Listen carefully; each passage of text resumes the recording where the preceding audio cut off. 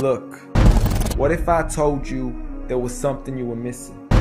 What if I told you that Jesus doesn't really fit into your description?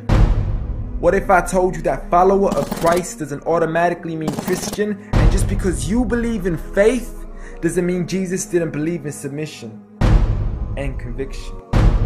Listen, you say Jesus was God and that God had descended. We say Jesus was man, for Jesus was dependent. Our God is all great and cannot be comprehended. You say that God was murdered, or do you believe that he pretended?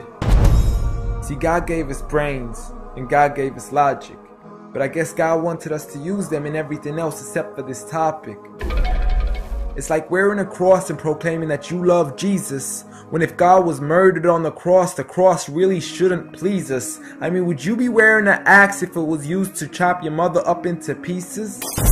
See, this is what happens when you believe in faith, but fail to believe in reason.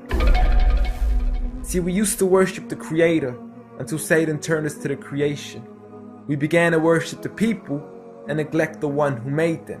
We began to believe that God had died, but how could a God even be created? A miraculous birth, and therefore the Son of God was begotten. See, the creation of Jesus was easy, but you seem to have forgotten that God says be, and it is, just like with Adam, a concept too complex for the church to merely fathom. But he was the creator of the universe, for all we know, even more. And so what if we can't see him? I mean, what, you acting like our universe is small? I mean, there's still so much we're still yet to explore. I mean, there's still so many things as human beings we still haven't seen, touched, heard, or saw. I mean, our eyes can't even handle the sight of the sun. So how can we possibly handle the sight of our Lord? See, Jesus used to pray, but in your opinion, who'd he pray to? I mean, if Jesus was God, surely prayer would be of no use. Or did he only require it when he needed to know the truth? Like when God wasn't sure whether it was the season of the fruit. Or maybe he prayed when there was something he couldn't do. Like when he said, I of myself can do nothing. But you took it as there's nothing he couldn't do. See, no one used to worship Jesus, so ask yourself, why do you? A concept so straightforward, but has left so many confused. See, Jesus preached one God, but the church has failed to practice. And I mean, you don't have to be that dumb to know that 1 + 1 + 1 equaling 1 isn't necessarily going to give you a pass in mathematics. See, the church said 3, when Jesus said 1. Jesus said God, when the church said Son. Jesus never said worship me, rather he said pray. But you've chosen to worship Jesus despite everything he used to say. You began to think with your emotion and forgot to think with your mind.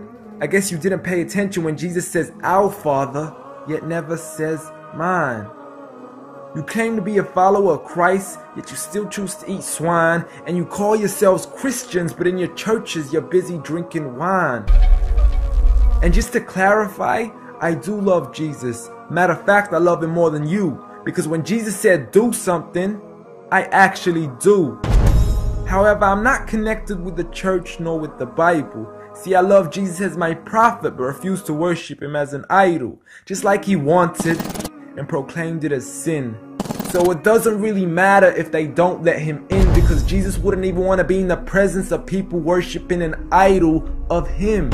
An act of God, bolt of lightning went straight through the outstretched hand of Jesus. This cannot be a coincidence. Before I move on, there's something I need to mention. The worshiping of Jesus is a man-made invention. He never asked for your worship so he can grant you protection. Rather, he asks you to alternate your prayers towards another direction. To God and God only, and pray that he accepts them.